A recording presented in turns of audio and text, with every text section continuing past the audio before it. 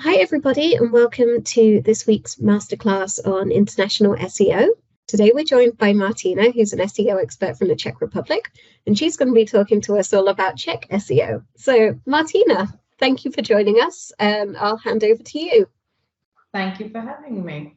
So, hello, everyone. It's nice to meeting you. And let's hop on localization versus translation in Czech language. And there are some differences. So, when it comes to the keyword rankings and content marketings, there are very different things that clients, prospects, and companies think or how they perceive SEO, because majority of them just think that it's about only content, only some titles, descriptions, headings, maybe internal links. Some of them even know that there are some backlinks or inbound links. But that's pretty much it.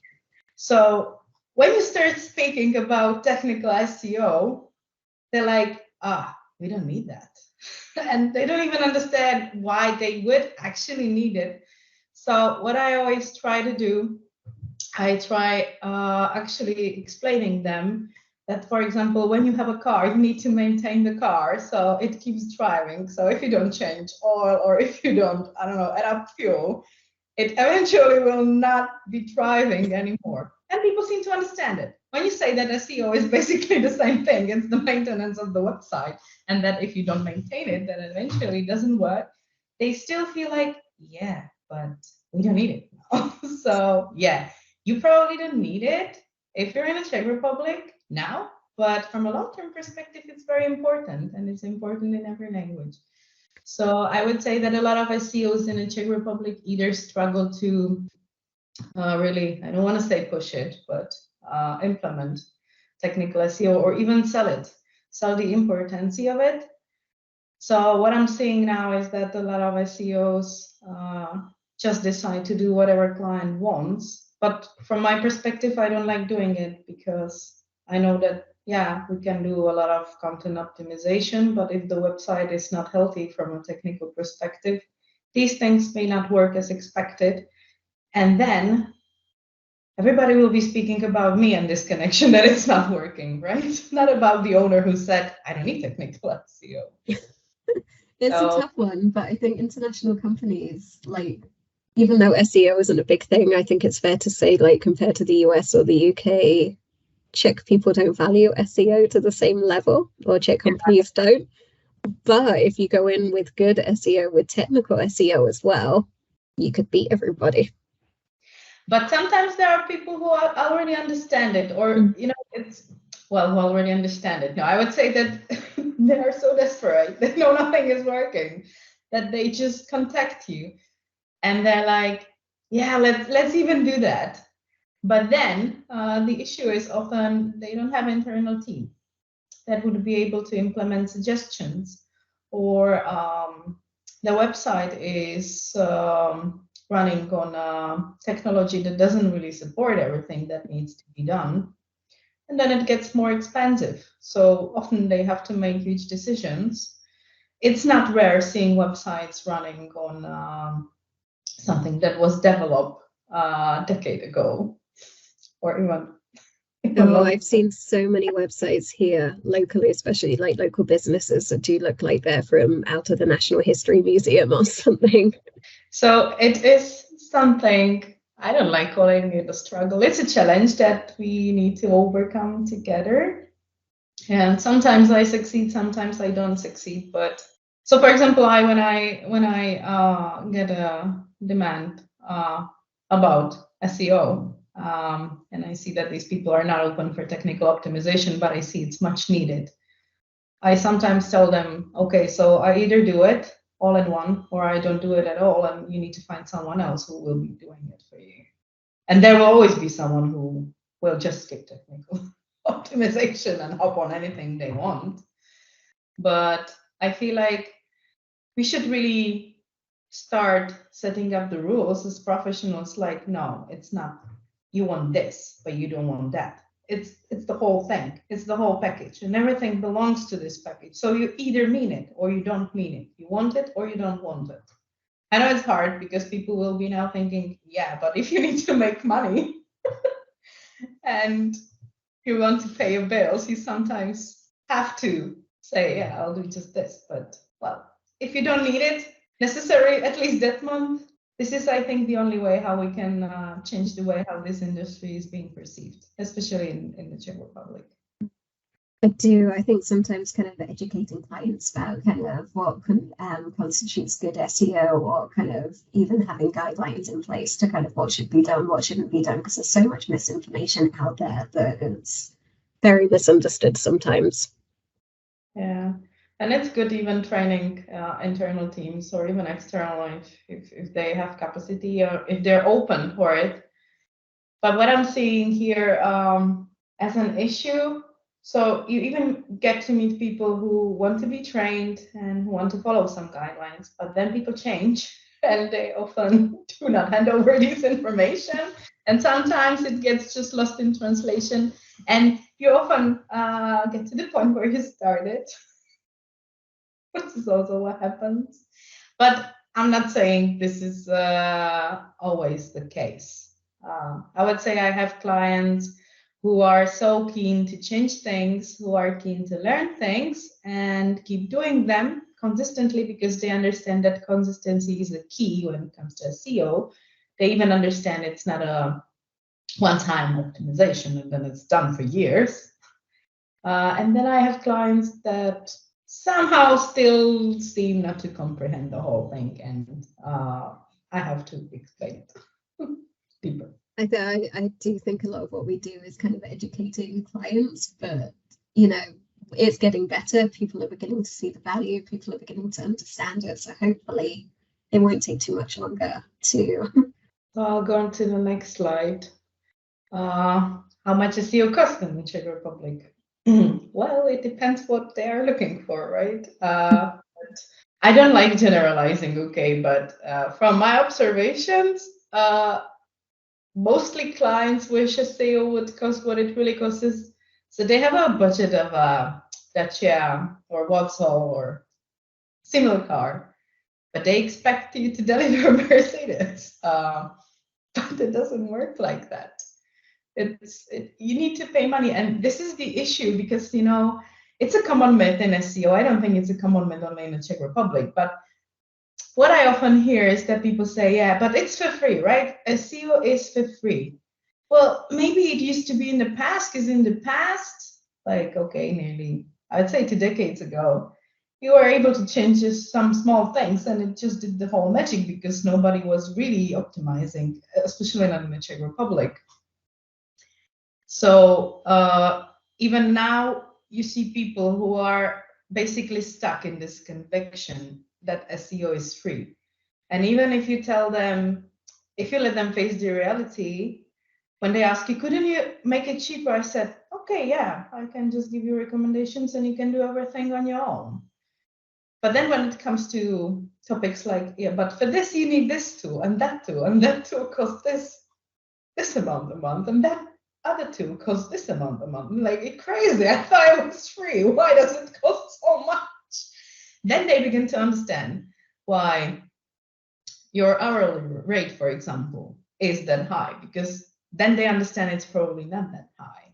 And another thing is that, let's be honest, the market is full of people who have gone through a few courses and now they're selling themselves as SEO professionals, cheap SEO professionals, but their outcomes reflect their cost, unfortunately. Oh my gosh, I think that's something that, I wish I could plaster everywhere, is you get what you pay for when it comes to SEO. Yeah. You really do. So this is basically how it works. And also people feel like, this is what we were discussing before. There are some areas, I divide some areas, people can probably divide it differently, but areas that are worth investing. And it's not just content and link building. It's a technical SEO, local SEO, reporting and data. Because people often, they want some content optimization. And I'm like, okay, and what about some KPIs? Because what I see, people are making content just for sake of the content without really thinking it through, thinking it over. And they're like, yeah, but it's about the velocity, etc. I'm like, no, it's about delivering the best user experience possible, right? And they don't see it. No. They told us on one course that we have to make a lot of content. I'm like, no, you need to make content that matters. That's what you need to differentiate. Mm-hmm. These are the issues here when it comes to SEO, and I see it all the time. And since they don't see often the reasons why paying more is better because it can provide higher ROI, some competitive advantage, traffic growth, and user acquisition and more conversions. Because I don't really believe that these people doing it nearly for free can really deliver this, or I can't imagine, at least.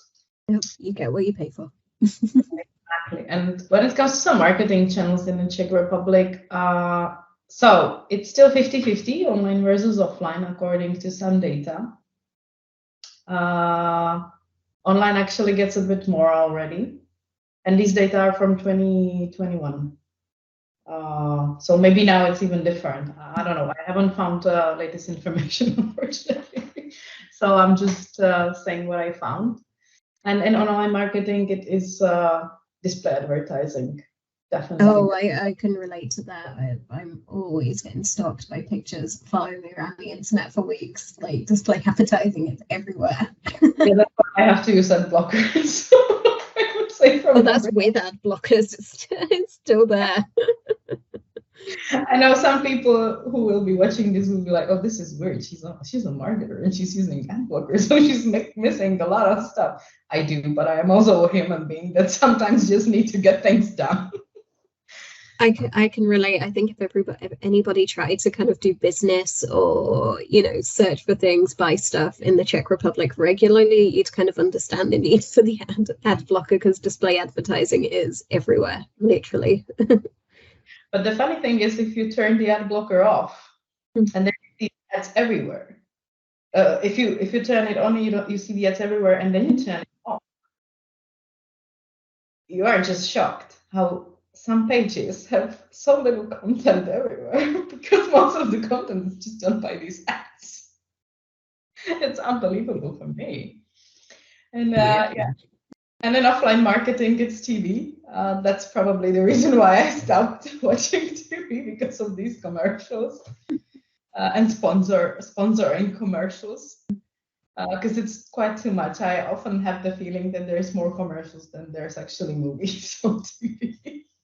Yeah, I can kind of see that. Like, yeah, we don't really watch traditional TV much anyway, but whenever we do, there are so many ads. Like, so when it comes to some communications investment prognosis or non-media channels, they should grow dynamically.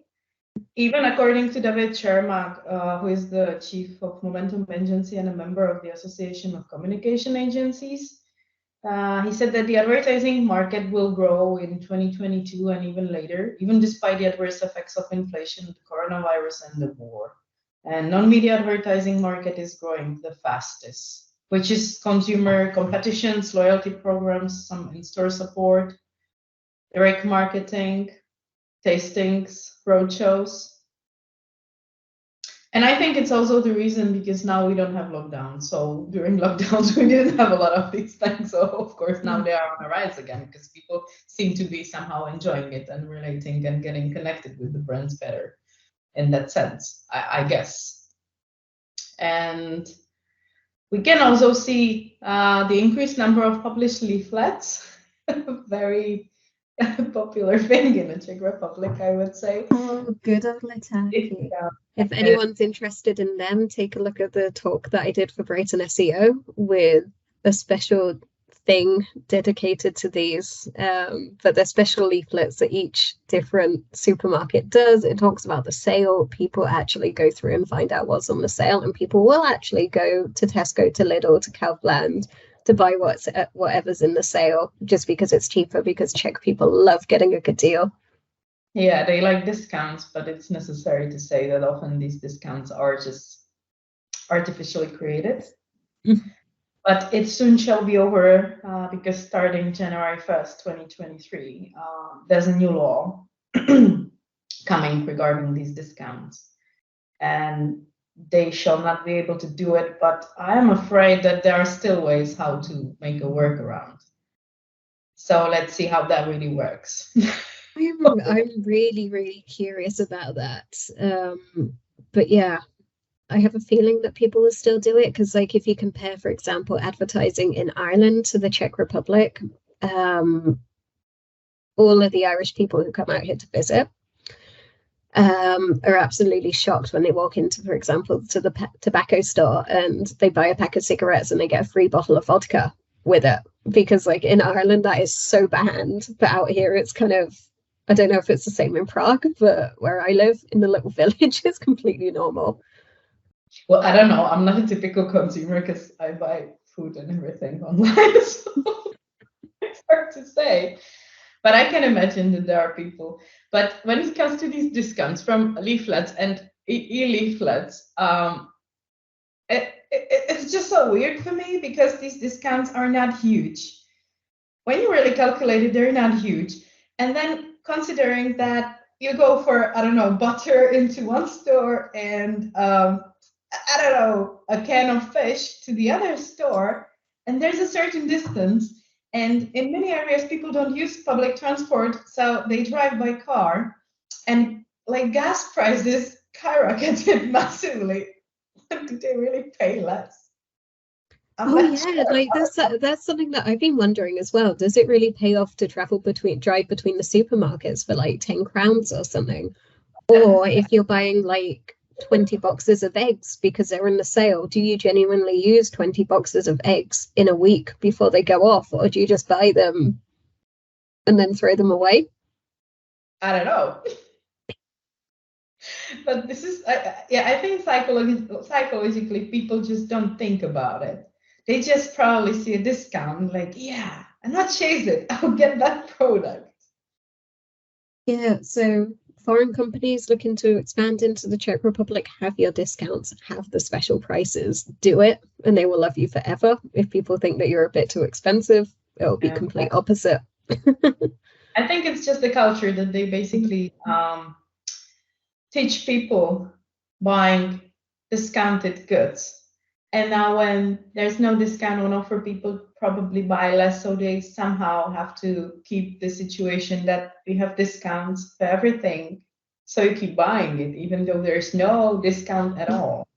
So let's see what this new law enforcement, how it's going to mix the cards next year. Because I'm really interested what workarounds they find.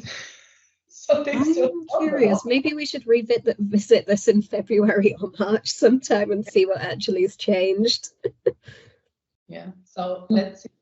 And now some data or a share of price values of advertising space. So we can see that the internet is really rocking it. Like I said, it's mostly display advertising, but it's display search, digital catalog marketing, and line ads. And largest shareholders is for mobile display ads with 65%. And 65% of all displays was programmatic buying. And programmatic display includes the advertising performance of content networks such as Seznam, Click, Google Ads, Facebook, Instagram, and others. And the performance of advertising via DSP and SSP systems in the Czech Republic. So yeah, this is what you can see. I'm always quite surprised by the share of press and the share of radio. Oh, radio advertising is a massive thing. I'm not really sure if it's the same in Prague, because you can't really compare Prague to my little village. But radio advertising is massive, and all of the big companies, especially now for Christmas, they're going to start doing their Christmas ads. They're going to start doing their New Year ads where they wish everybody a Happy New Year. I understand it, but it's so hard to measure, right? Because the slots are quite short, what they can say in these AdWords. And when you say something, people need to memorize it. I just wonder how good it is from a brand perspective, and even like sales perspective, the companies to invest in radio so much money. Who knows? I'd be curious about that, but there are a few companies that I do remember just because their adverts are on the radio so often, and maybe they have one of those silly little songs at the beginning that's quite catchy. You know, a bit like Alza with the little green alien. I don't call it an alien, but I can say how I call it because that would be very inappropriate. Like, you just can't forget it because it's so silly. Yeah.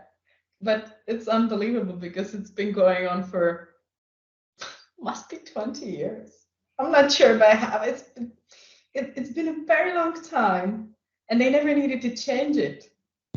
No, they haven't. Like, I remember for at least the last 10 years, it's been exactly the same voice, the same kind of style of the alien, and it's so annoying, right? Whenever I get to hear it somewhere, it's just so annoying. By the way, this was one of the reasons why I'm paying for YouTube Premium to avoid that. Oh, I don't have it so often, but every time my husband's like, "Why don't you look for this on Alza?" I'm like, "The ads. Please don't do this to me." I know you can buy a soft toy of this alien. And I saw videos what people were doing with it. It wasn't nice. But Alza doesn't care. It's still marketing. I mean, it's still good. Like, even if people perceive it negatively. Hey, we're talking about it right now, aren't we? So there you go. Okay, so let's go back to search. So there are more search engines in the Czech Republic. We are one of a few countries in the world where we have our own search engine, which is Seznam, and it still belongs to top 10 search engines in the world with a share of 0.04%, according to Overload's data. And also according to Starfelder, who is another SEO consultant, Microsoft Bank, Yahoo, and Russia's Yandex share only 4% of searches in 2020 in our market. And I know a lot of people abroad are using Amazon, and they may wonder why it's not even here, which is a paradox because we have very large distribution center in the Czech Republic. And we don't have Amazon in the Czech language. So when we want to purchase something from Amazon, we have to go to Amazon.de and buy it from there. So we're not really complicated. Yeah, so most people are probably not using it really as an active search engine. But most people are definitely using Google. It's pretty obvious. We liked Seznam in the past.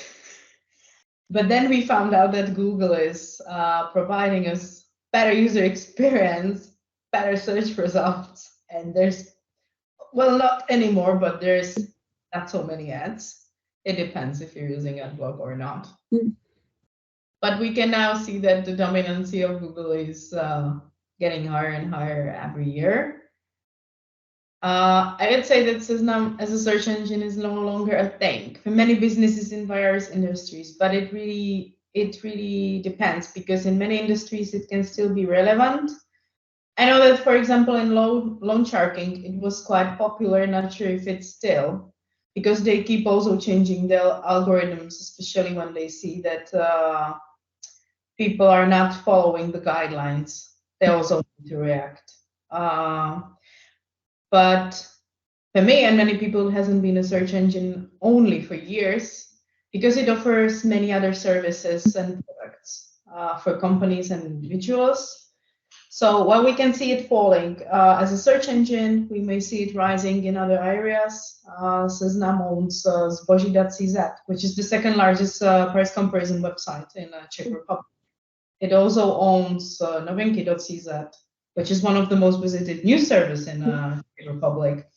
So it offers a lot of stuff. You can check whether you can have email there. emails, news, all of that kind of thing, reviews for businesses. So it is kind of very similar to Google in that aspect. And it has maps, and the maps are they're very popular. Now that for driving, they would be better than using Waze, the Google product. But when it comes to hitchhiking, or when it comes to hiking or climbing, it has much better basis on the maps than other services, and it's free. So yeah,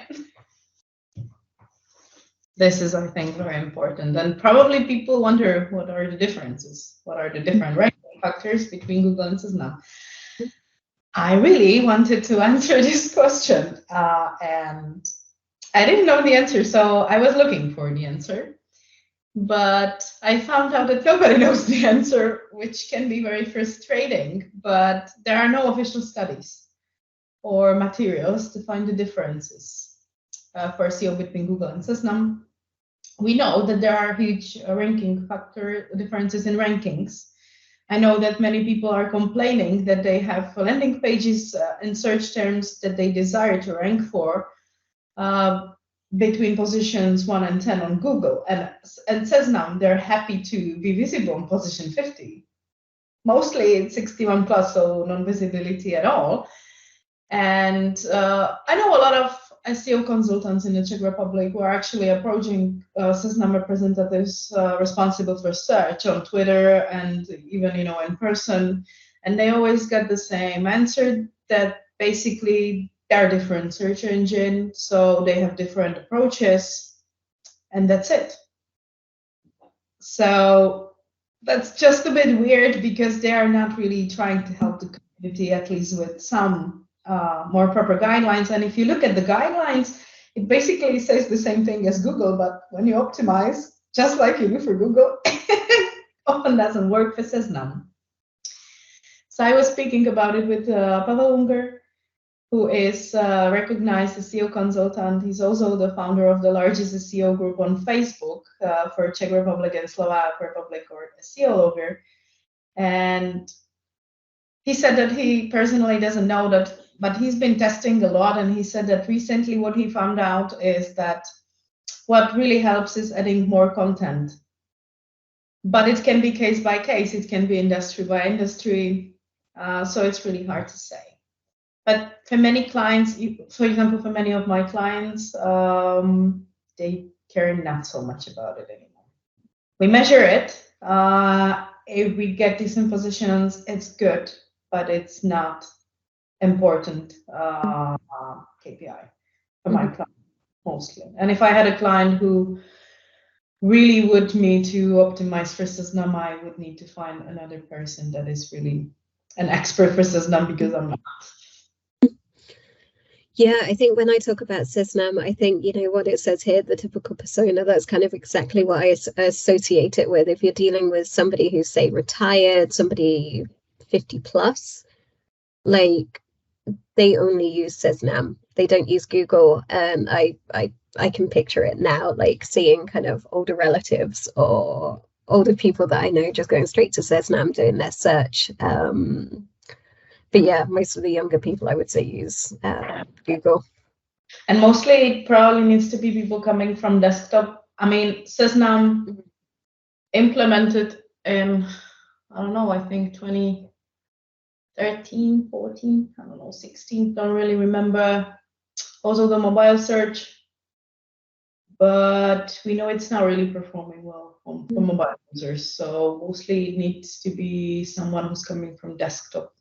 And the problem, that's why the persona here is older. I'm not saying young people or younger generations do not go to search engines from desktops, but most people have smartphones from younger generations, so it's easier to take a look from mobile. But these older people, I know, for example, like my grandparents, they don't even have smartphones. They have the button phones, so they cannot go anywhere on their mobiles.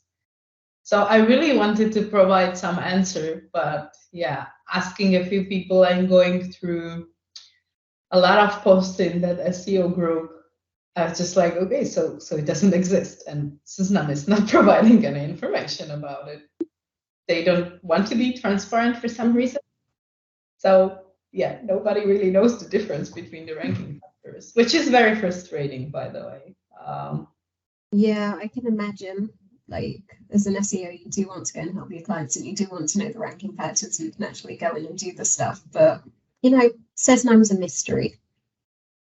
Yeah, Keep it fun. exactly. But when it comes to advertising, it is important for companies, even though they're not being visible in organic search, they want to be visible for advertising, because still people going there, they may be the persona you want to be your customer.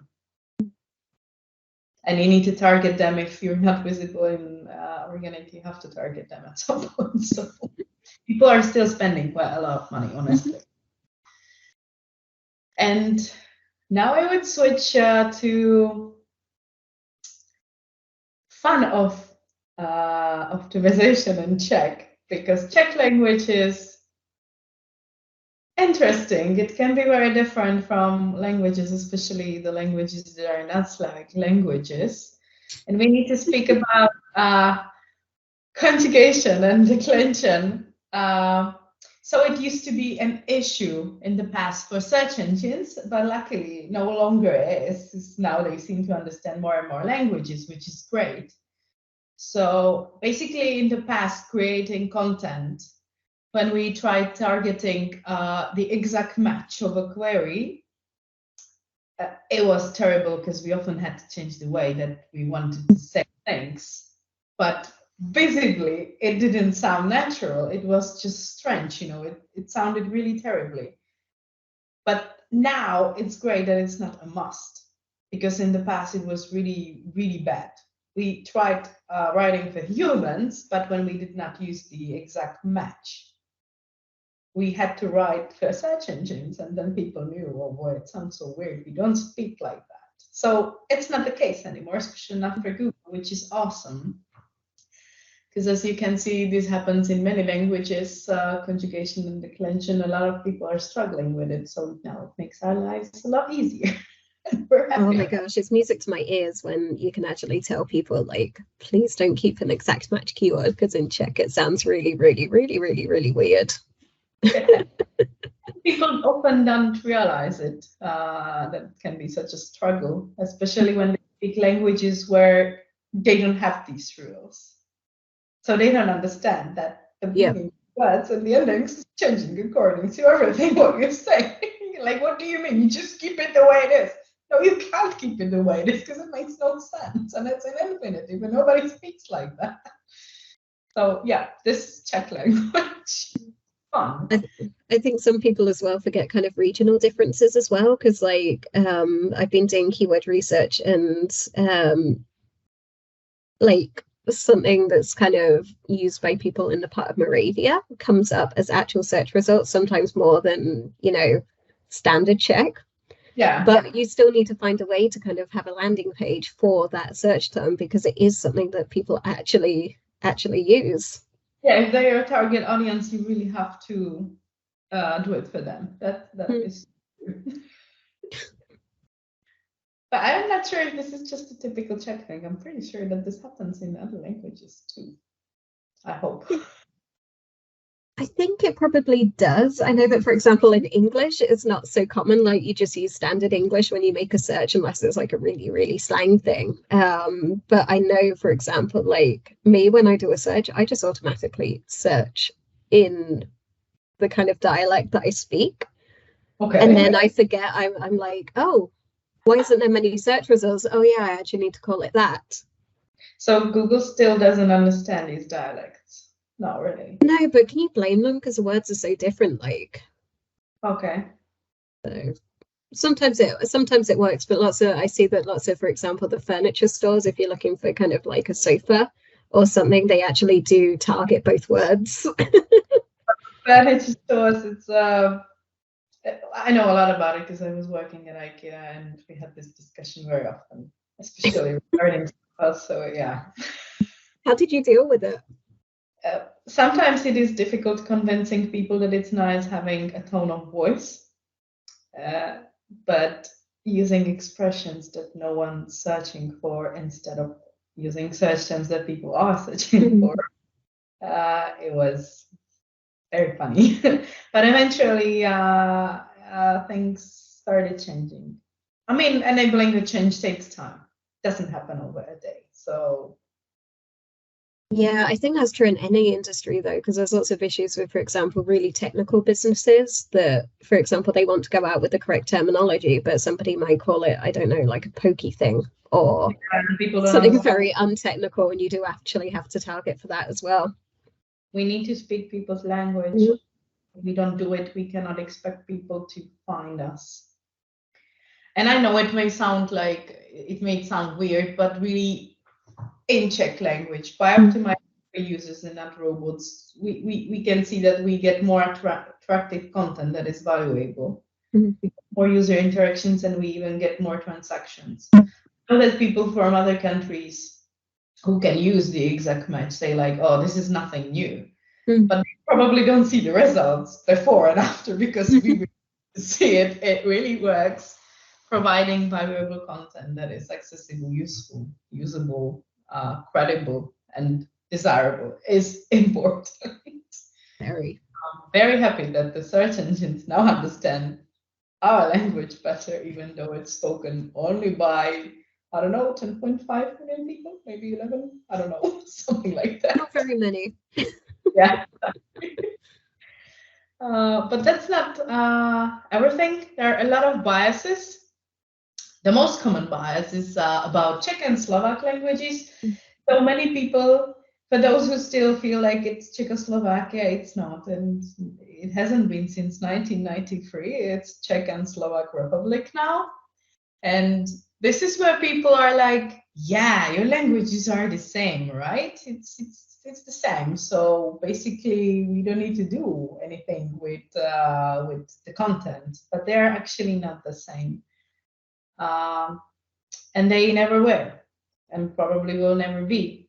We somehow managed to understand each other, it is true, but the words are very different. And I know that expats living here, okay, so if these languages were really the same, expats who are actually learning Czech or learning Slovak would have to understand the other language, right? But they don't, which indicates it's not the same at all. For them, it's very different language, and it is different language, even though we understand it. And it's not the only thing that is different. Our shopping behaviors are different. They are not the same. Even the search intents are often very different. And the keyword variations are also very different. So yeah, when it comes to translations, it is easier to translate. If you translate something from one language to Czech or Slovak, then it's probably easier to translate to Czech or Slovak. But then you have to localize it, because this one-to-one translation really doesn't perform well.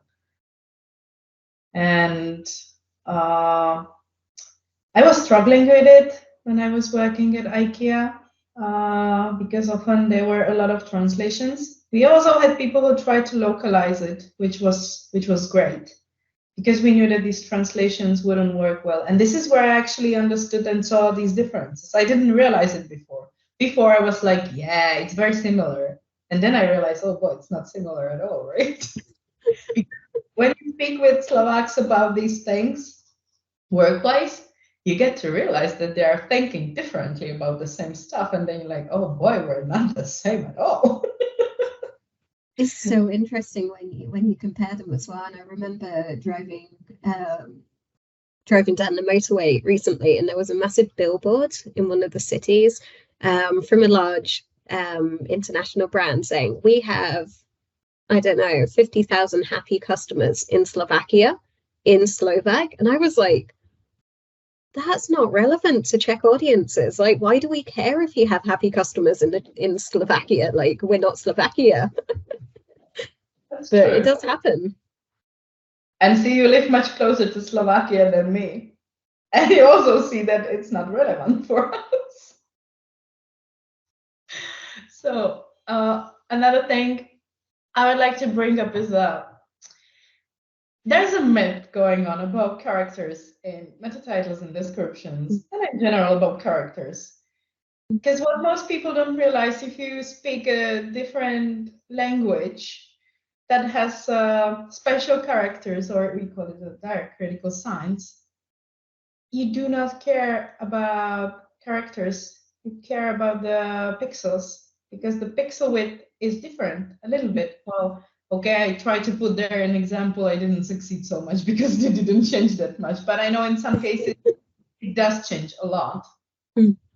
So fitting into certain amount of characters doesn't work. And I'm pretty sure it doesn't work in many other languages, in languages like German, French, for example, Romanian, Spanish, even Italian, Portuguese, etc. Even in Scandinavian languages, right? For most languages, I would say it actually is not correct. Especially with Asian languages as well, because they take up so much of the room. Yeah, exactly. So please, industry, stop speaking about characters. I understand it's much easier to count it. I understand the reasons behind it, but that's not accurate. That's a myth. Let's not spread myths.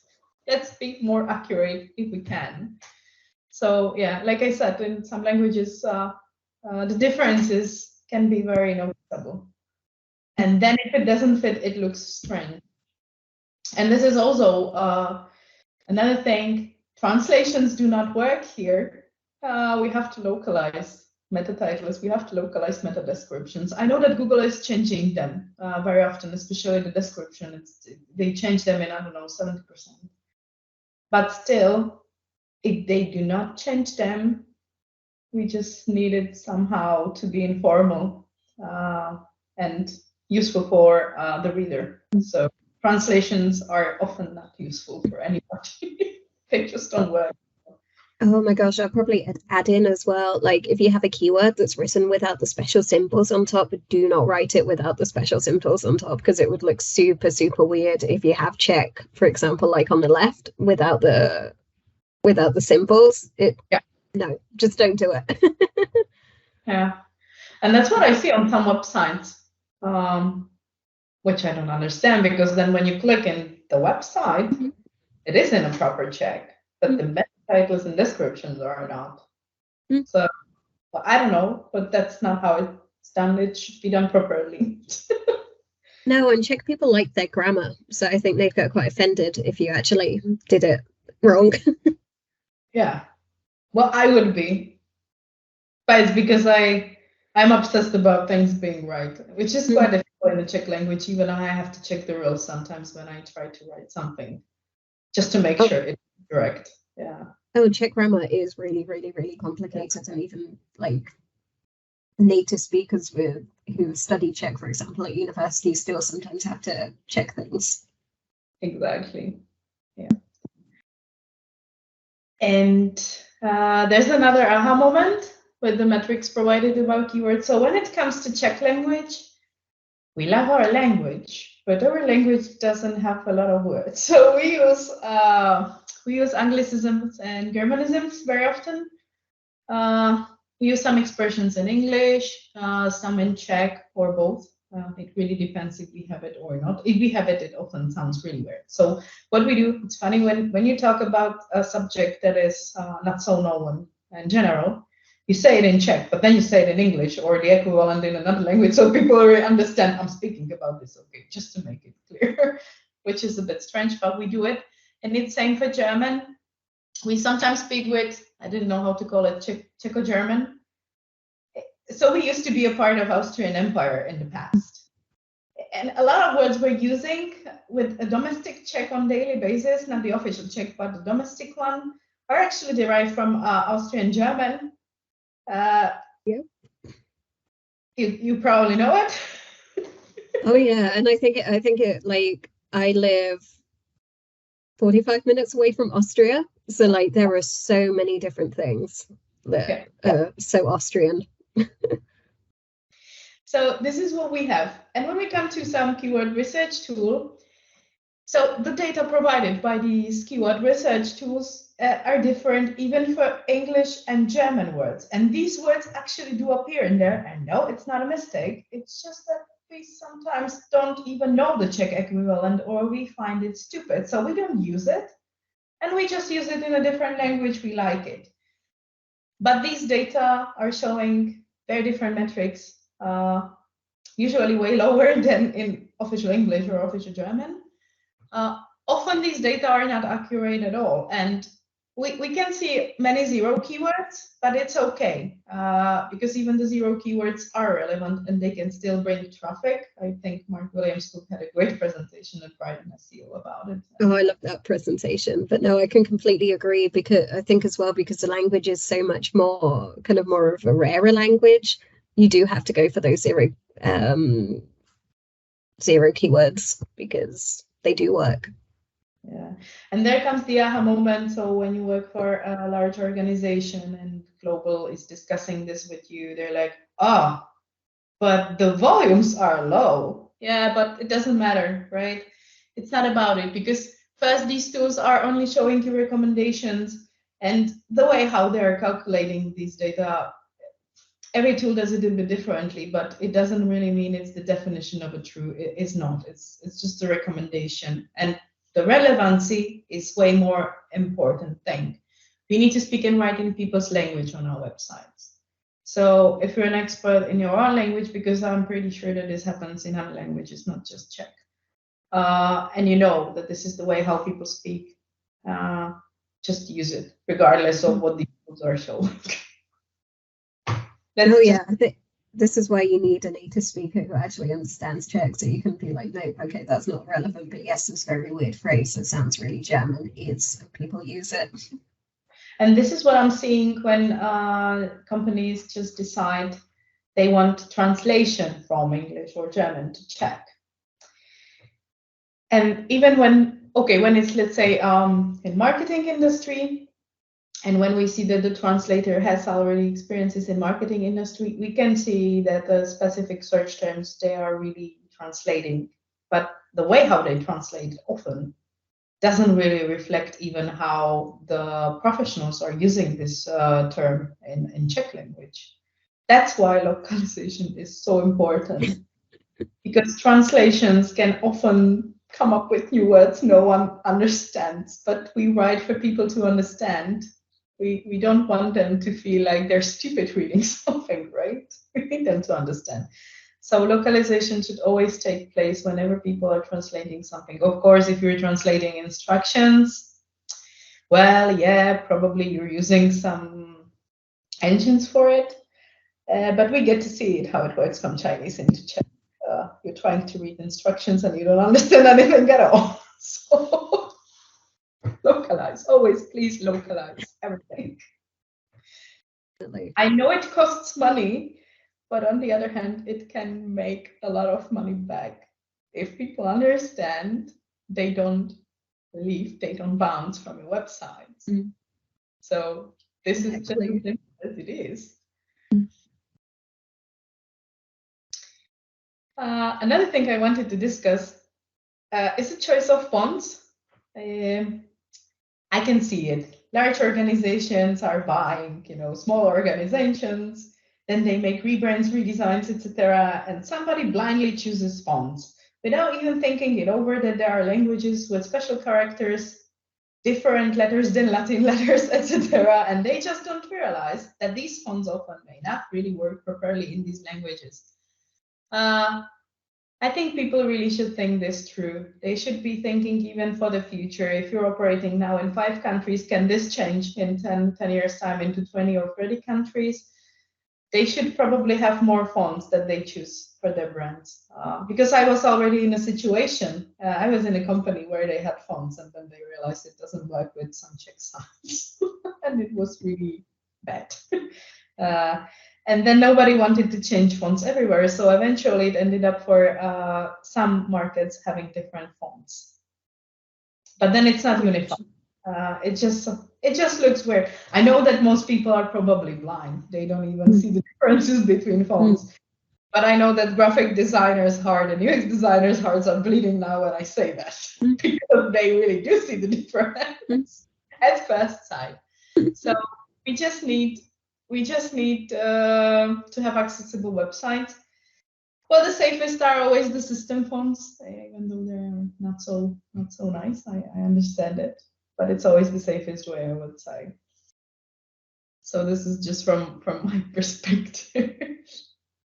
Oh, I've seen it before as well. And for example, my surname before I got married had the long A on it, and then it got written in a conference as kind of exclamation mark, colon, at sign, and something else. And I was like, great, yeah, lovely name I have there. Exactly.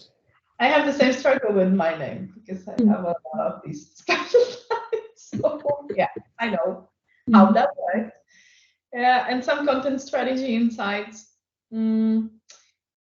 know that the global representatives feel like we can just translate all the content and that's it, but we also need to adapt to the global content, but in a way that we need to publish relevant content and avoiding irrelevant content. So there has to be some balance between this global, local, and glocal. Why I'm speaking about it is when I was working for a US company and we were also optimizing for Spanish and German. They always wanted us to translate these blog posts that were relevant in the US. But it's like, that doesn't mean it's also relevant in other countries. And I identified a lot of topics that were discussed within that product group in these countries, but they were totally different. So for the US people, we were not relevant at all. I said, but we need to write about what's relevant within that market. Cannot just taking topics and translating them and localizing them, optimizing them. We also have to adapt to the market. So if we know that this market is now speaking about this particular topic, if we don't deliver it to them, if we don't give it to them, our competitors will. It's so true as well. And like some topics won't even work in the Czech Republic, for example. Or Czechs will be like, oh, that's too American, I don't want to read this, and they won't like it. Exactly. And we have, so when it comes to SEO industry, we often had less topics than in English because there was either no one to write about them or there was a lack of understanding the way how we should be writing about them in Czech. Because even for me, it's very difficult. I'm often struggling because most of my career I was just working with foreigners. So my primary language at work was always English. It was not Czech. And what I found out, because now I try publishing on LinkedIn about SEO, the biggest issue for me, what I'm really struggling with is writing about SEO in Czech language. It's just so difficult. Oh my gosh, I'm having exactly the same problem. That's why I don't. Yeah. So if I were to write a post about SEO in English, I would just do it within a few minutes. But sometimes some Czech posts take me even an hour because I really need to think it through whether it's well written. I even have to Google the expressions about SEO in Czech, whether they exist or not. So I use it or I don't use it, so I don't come up with some new search term that no one will understand at all. So yeah, I think it's always very important because when people decide to sell stuff in different markets, they really have to meet people's local needs. Or why would you merge to another market? This is probably the goal, right? To really be present for the people. But then we should serve them what they actually are searching for. And I often see that this is not happening, and it is actually pity.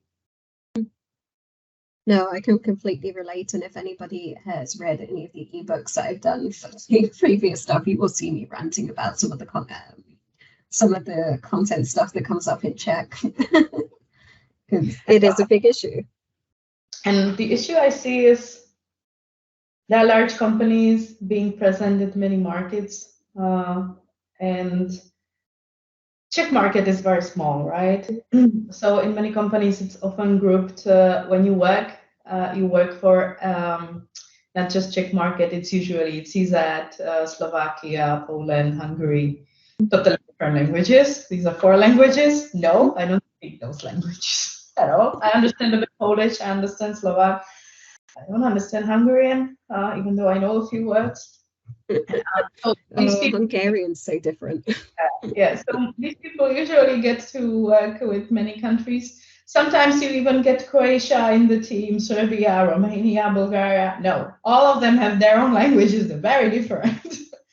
And different cultures too. Yeah, and this is the problem, that since these countries are so small, they don't get these high budgets, but there are just few people working, and everybody is expecting that, here are a few countries, you used to be you are the former Eastern Bloc, etc. So you must understand each other, right? You have Slavic languages, they must be similar. Yeah, well, they are not.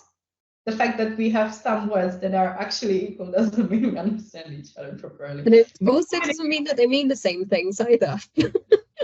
We communicate English between each other most of the time in order to understand. So if anybody from some large organization from abroad, like America or UK or Germany, will be listening to this video, please, next time you say some bias like that, just think it over, okay? You also don't like being compared to Austrians or Swiss people because you are very different. Even your German is very different. So please don't tell us we speak the same languages.